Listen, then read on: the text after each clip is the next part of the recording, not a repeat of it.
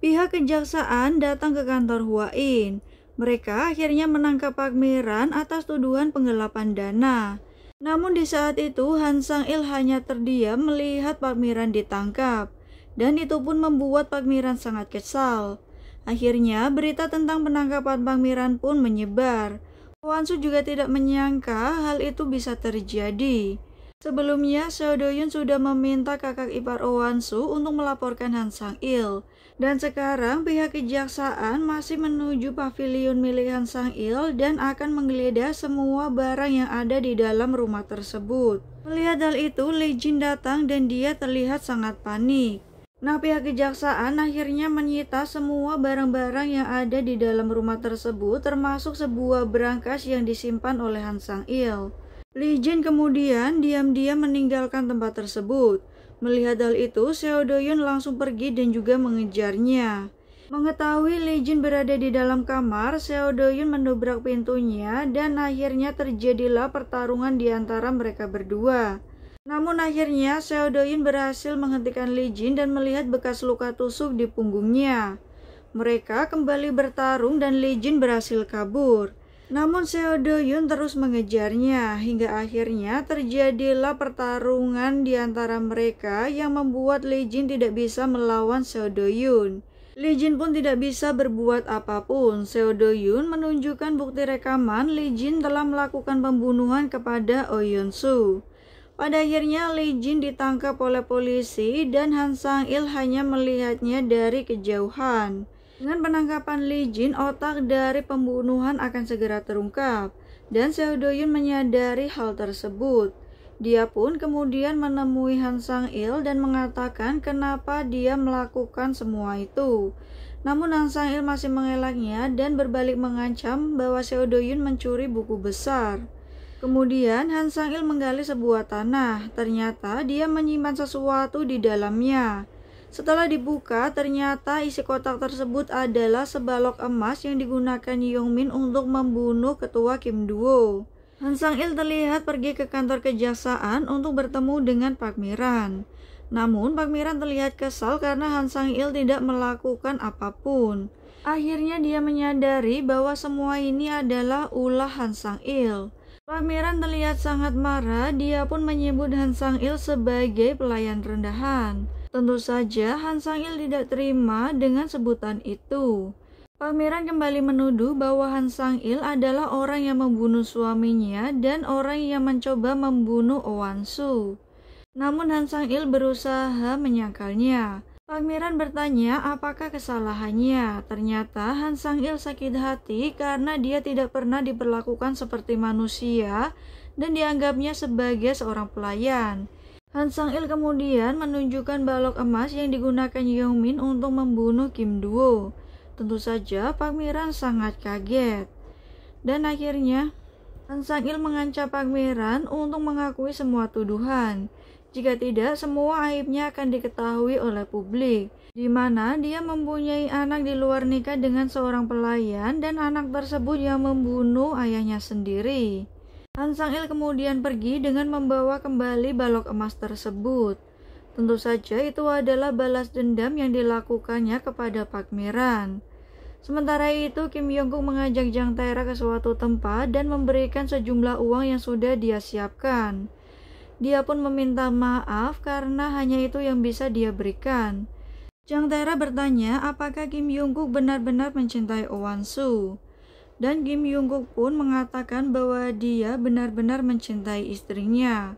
Sebaliknya, saat Kim Yong-guk ditanya apakah dia pernah mencintai Jang Tae-ra, jawaban Kim Yong-guk ternyata dia tidak pernah sekalipun mencintainya. Hal itu membuat Jang Tae-ra sangat sedih. Hingga ibunya menenangkan dia. Jang Tae-ra kini tidak ingin terlibat dengan keluarga Hua In. Jion dan juga pengacaranya memberikan surat perjanjian kepada Kim Yong-min. Namun melihat hal itu, Yong-min terlihat sangat marah dan merobek surat perjanjian kemudian melemparnya. Akhirnya dia pergi meninggalkan Jion dengan sangat marah. Kim Yong-min terlihat menaiki mobil dengan secara ugal-ugalan. Dengan kondisi yang sangat marah, dia menuju ke istana utama Hwa-in. Sementara Sekretaris Yoon memberitahu bahwa Park Mi-ran menerima semua tuduhan untuk menyewa pembunuh bayaran. Sekretaris Jenderal dan juga Seo Do-yoon bertemu. Mereka akhirnya menemukan latar belakang Lee Jin yang membunuh Ju-hyuk. Sesampainya di istana utama, Yong-min memanggil semua pelayan. Dia meminta Nyonya Byeon dan menyuruh semua pelayan keluar dari rumah. Semuanya akhirnya mengikuti arahan dari Nyonya Byeon untuk meninggalkan istana utama. Di saat bersamaan, Han Sang-il melihatnya. Dia pun kemudian menelpon Nyonya Byeon dan menanyakan apa yang terjadi. Karena Yong-min menyuruh mereka keluar, akhirnya Han Sang-il pun terlihat panik. Yong-min kemudian pergi ke ruang bawah tanah dan mengambil senapan milik Jungkook. Di saat bersamaan, Han Sang-il masih mencari Yong-min dan Oh Wan-soo terlihat pergi meninggalkan rumah. Yong-min menuju ke suatu tempat dengan membawa senapan di tangannya. Sementara Kim Yong-kook terlihat masih berada di dalam istana utama Hwa-in. Dia mengambil sebotol anggur. Tak lama kemudian, ternyata Yong-min sudah mengarahkan senapannya ke arah kepala Jungkook. Oh Wan-soo berhenti sejenak karena mendapat telepon dari Seo Do-yoon. Namun tiba-tiba terdengar suara tembakan. Namun peluru itu hanya mengenai dinding. Jungkook mengatakan bahwa dia tidak akan membagi sepeser pun harta ayahnya kepada Yong-min. Dan itu membuat Yong-min sangat kesal. Han Sang-il berusaha menenangkan Yong-min, tetapi dia akhirnya merebut senapan di tangan Yong-min dan mengarahkan sendiri senapan tersebut ke arah Jungkook. Namun Jungkook kemudian merebut senapan itu dan akhirnya mereka berkelahi. Di saat bersamaan, Wan-soo sedang menuju ke dalam rumah. Yong-min buru-buru mengambil senapan dan menembakkannya ke arah dada Jungkook. Saat Jungkook masih bisa bertahan, Yong-min dan Han Sang-il terlihat panik. Tetapi Yong-min kembali mengarahkan senapannya dan menembak Jungkook. Di saat bersamaan, Oh Wan-soo datang dan melihat semua kejadian itu. Tentu saja Oh Wan-soo terlihat sangat panik melihat kondisi suaminya. Kemudian Jungkook juga mengatakan bahwa dia senang Oh Wan-soo memanggilnya dengan sebutan suami. Dia juga mengungkapkan semua perasaannya bahwa sebenarnya Jungkook sangat mencintai Oh Wan-soo. Dia akhirnya tidak bisa bertahan dan meninggal.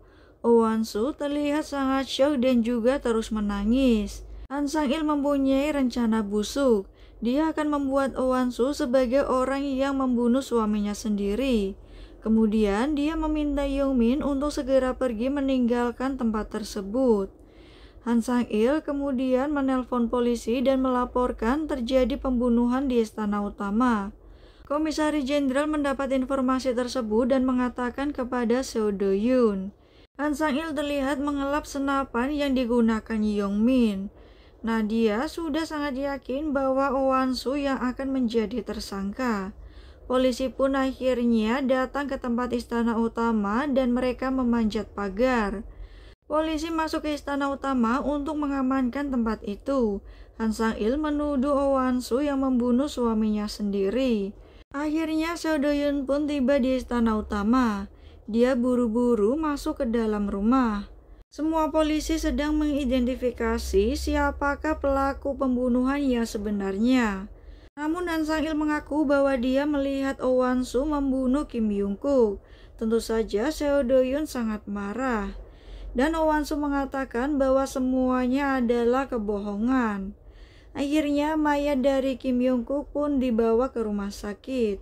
Oh Wan-soo terlihat sangat sedih. Han Sang-il juga dibawa ke kantor polisi. Oh Wan-soo mengatakan bahwa yang menembak Kim Jungkook adalah Kim Yong-min. Seo Do-yoon berjanji akan mengungkapnya. Seo Do-yoon kemudian menuju ke kamar Nona Byeon untuk melihat CCTV.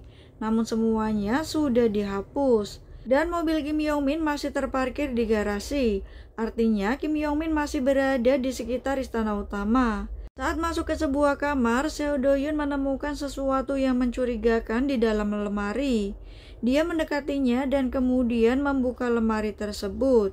Kim Yong-min akhirnya berhasil ditemukan. Seo Do-yoon kemudian menangkapnya serta menyerahkannya kepada polisi. Berangkas milik Han Sang-il akhirnya berhasil dibongkar. Semua surat-surat di dalam berangkas itu dikeluarkan dan mereka menemukan flash disk yang mempunyai file sangat penting. Oh Wan-soo akhirnya bebas dari tuduhan atas pembunuhan Kim Yong-kook karena dia berada di luar rumah dan tidak ada di tempat kejadian. Kim Yong-min resmi menjadi tersangka.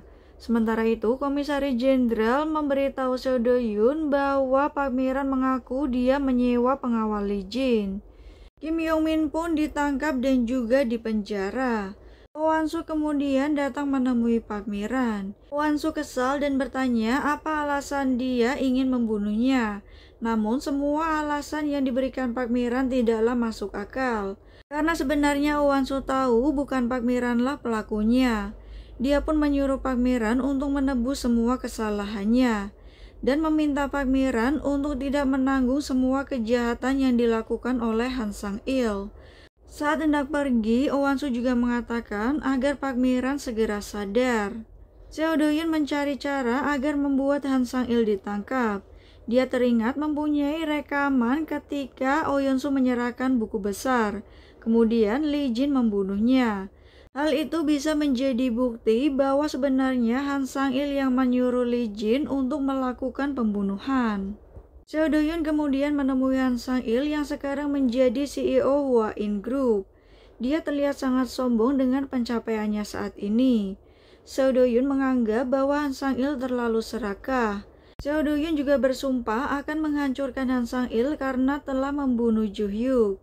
Baliknya, Han Sang-il mengejek Seo Do-yoon karena dia menganggap dialah yang membesarkan Hua In Group. Namun Han Sang-il lebih tertarik dengan Yayasan Now karena memiliki uang yang lebih banyak. Setelah melaporkan buku besar Yayasan Now kepada kejaksaan, itu menjadi bukti bahwa dialah yang selama ini menyuruh Lee Jin. Akhirnya Han Sang-il ditangkap atas tuduhan pembunuhan terhadap Ju-hyuk dan juga Oh Yeon-soo serta percobaan pembunuhan kepada Oh Wan-soo. Ini menjadi akhir dari Han Sang-il atas semua kejahatannya. Oh Wan-soo dan juga Seo Do-yoon kemudian bertemu. Semua orang jahat di sekitar Oh Wan-soo kini sudah tertangkap. Dan Seo Do-yoon memutuskan untuk mengundurkan diri. Dia juga akan kembali bekerja sebagai seorang polisi. Oh Wan-soo juga berterima kasih karena selama ini Seo Do-yoon melindunginya. Begitu pula Seo Do-yoon juga berterima kasih karena bisa membalas dendam atas kematian temannya. Akhirnya mereka berdua pun berpelukan. Seo Do-yoon meminta Oh Wan-soo untuk hidup bahagia. Seo Do-yoon akhirnya pamit dan kemudian meninggalkan Oh Wan-soo. Nah, Park Mi-ran juga dibebaskan dari semua tuduhan. Oh Wan-soo terlihat menjemputnya. Dia pun meminta Oh Wan-soo untuk mengantarnya ke suatu tempat. Ternyata dia pergi menemui Kim Yong-min di dalam penjara. Saat bertemu dengan Park Mi-ran, Kim Yong-min terlihat menyesal atas kematian dari Kim Yong-kook. Park Mi-ran juga sudah mengetahui bahwa Kim Yong-kook yang membunuh Kim Do-wo dengan sebuah balok emas. Mendengar hal itu, Kim Yong-kook terlihat sangat kaget. Dia pun sangat menyesal, ternyata selama ini hanya dimanfaatkan oleh Han Sang-il. Kim Yong-min terlihat menemui Han Sang-il. Dia terlihat sangat marah dengan Han Sang-il dan mengungkapkan semua kekesalannya karena selama ini hanya dimanfaatkan. Yong-min meminta Han Sang-il untuk segera mati. Akhirnya sipir pun melerai mereka berdua. Han Sang-il terlihat menyedihkan. Kemudian Park Mi-ran kembali sebagai pemimpin Hua In Group. Dia mengatakan akan mengembalikan semua dana taktis milik Kim Do-wo ke masyarakat melalui Yayasan Now. 1 tahun kemudian, saat di bandara, Oh Wan-soo bertemu dengan Seo Do-yoon. Tentu saja Oh Wan-soo terlihat kaget karena ini adalah pertama kalinya mereka bertemu kembali.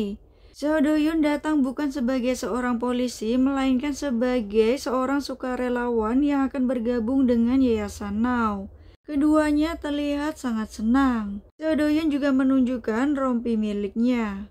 Nah, inilah ending dari drama Red Swan.